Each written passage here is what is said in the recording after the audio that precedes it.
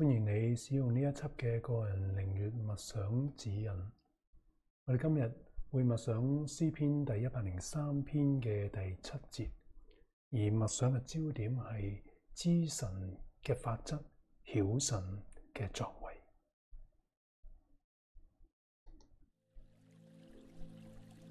讓我哋喺開始進入靈悅之前，先調校好自己嘅坐姿，腰背挺直而放鬆，雙腳平放喺座位上面，腳掌係腳踏實地，讓我哋嘅身體能夠既保持放鬆，又保持專注。我哋可以透過自然嘅一呼同埋一吸，讓呢個呼同埋吸都成為自己嘅祈禱。當我哋呼嘅時候，我哋呼出對主嘅渴慕；當我哋吸嘅時候，我哋去吸入神對自己嘅慈愛。讓我哋透過自然嘅一呼一吸，慢慢嘅一呼一吸，幫助自己能夠停落嚟，靜落嚟，去意識主呢一份生命賜予嘅臨在。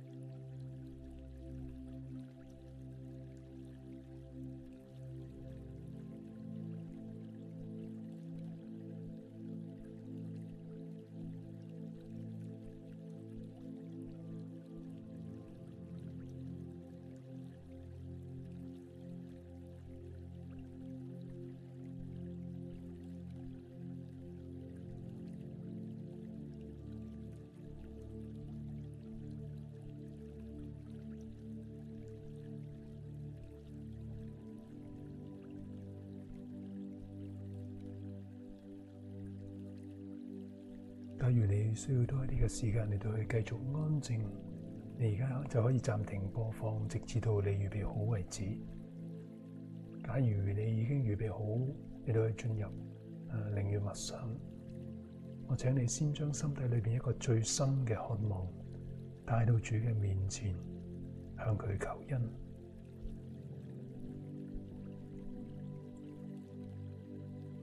我會為你誦讀經文3次。請你用心嘅聆聽，喺每次誦讀之間都會有時間俾你去默想，去留意經文對你嘅吸引或者對你嘅觸動。當你留意到神透過呢啲觸動嚟到同你講說話嘅時候，你就可以好自然嘅進入心土同主對話。假如喺整個過程裏邊，你係需要多啲嘅時間嚟到去誦禱，去默想，或者係去心土同主對話，你都可以隨時嘅暫停播放，直至到你預備好，你就可以繼續嘅播放落去。詩篇第103篇第7節，佢使摩西知道佢嘅法則，使以色列人曉得佢嘅作為。佢要使摩西知道佢嘅法則，要使以色列人曉得佢嘅作為。請問你喺日常嘅生活當中，渴唔渴慕要去知道神佢嘅心意，佢嘅法則，要去曉得佢嘅作為？請你繼續嘅默想，留意觸動，同主對話。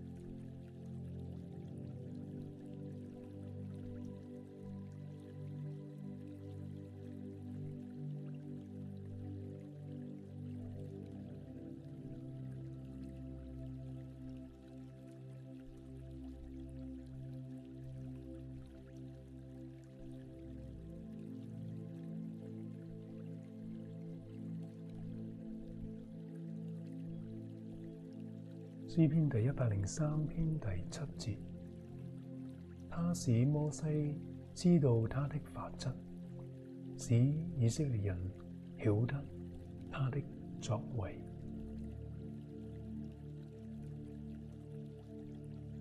唔知道你慣常係用啲乜嘢方式嚟到去幫助自己去知道神嘅法則，同埋去曉得佢嘅作為呢？請你繼續嘅默想，留意觸動，同主對話。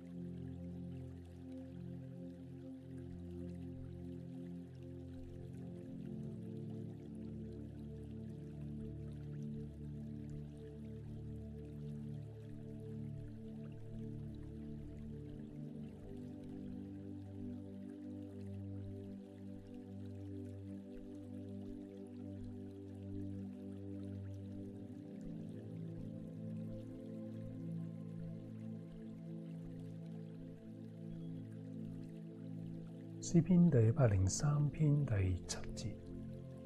佢使摩西知道佢嘅法則，佢使以色列人曉得佢嘅作為。詩人提醒佢自己嘅心要去稱頌耶和華，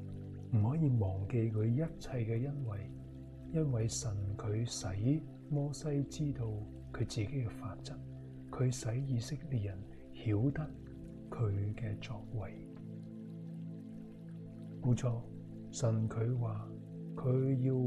主動嘅，佢亦都係好樂意嘅嚟到去使人知道佢自己嘅心意，佢嘅法則，喺日常嘅生活裏邊去曉得佢自己嘅作為。既然無論係知道神嘅法則，或者係曉得神嘅作為，都係神佢自己嘅工作。請問你願意點樣嘅嚟到去回應？點樣嘅嚟到去感謝讚美同埋稱頌神呢啲一切嘅恩惠呢？請你繼續嘅默想，留意觸動，同主對話。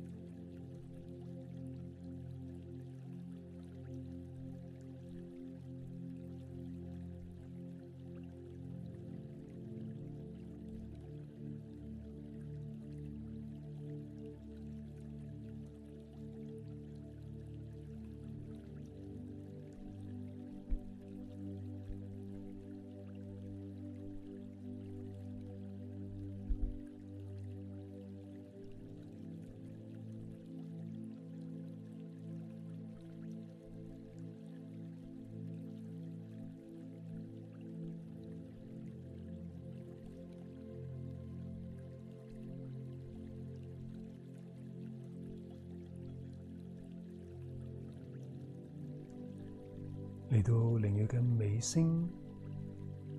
讓我哋透過默觀嚟到同主彼此嘅對望，唔需要講任何嘅說話，只需要去凝望住主，留意主佢係點樣帶住愛嘅嚟到去凝望自己，讓我哋透過默觀安息喺主嘅懷抱，享受主嘅呢份同在。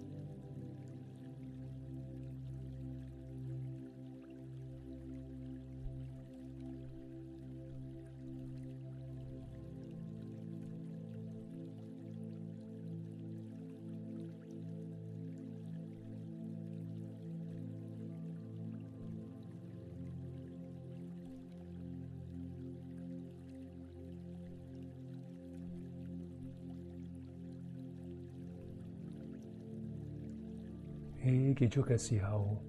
我請你將喺呢段時間最深刻嘅嗰啲嘅體會同埋領受都寫低落嚟，成為你今日嘅靈修札記。願意你喺繼續每一日嘅生活當中去敏銳神佢自己點樣使你知道佢嘅法則，同埋曉得佢喺你生活當中嘅作為。願神親自嘅賜福俾你。